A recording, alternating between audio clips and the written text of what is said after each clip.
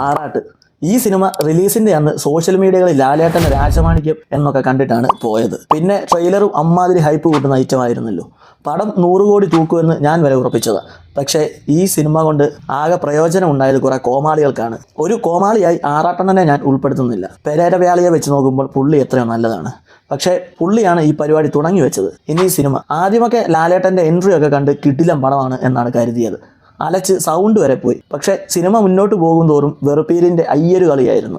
ലാലേട്ടൻ്റെ തന്നെ പഴയകാല സിനിമകളിലെ ഡയലോഗുകളൊക്കെ ആദ്യമൊക്കെ നല്ല ആസ്വദിച്ചാണ് കണ്ടത്. പിന്നെ ഇതേ കിടക്കുന്നു ആവശ്യത്തിനും അനാവശ്യത്തിനും പഴയ സിനിമകളിലെ റെഫറൻസുകൾ. അതിൽ തന്നെ ഇന്ദ്രൻ സേട്ടൻ്റെ സീനൊക്കെ ലാലേട്ടൻ ശരിക്കും വെറുപ്പിച്ചു. ഒരു കളർഫുൾ മാസ് ഐറ്റം ആക്കാമായിരുന്ന സിനിമ സ്ക്രിപ്റ്റ് മൂഞ്ചിച്ചു. ലാലേട്ടൻ്റെ ലുക്കൊക്കെ ഒടിയതിന് ശേഷം സെറ്റായി തോന്നിയത് ഈ സിനിമയിലാണ്.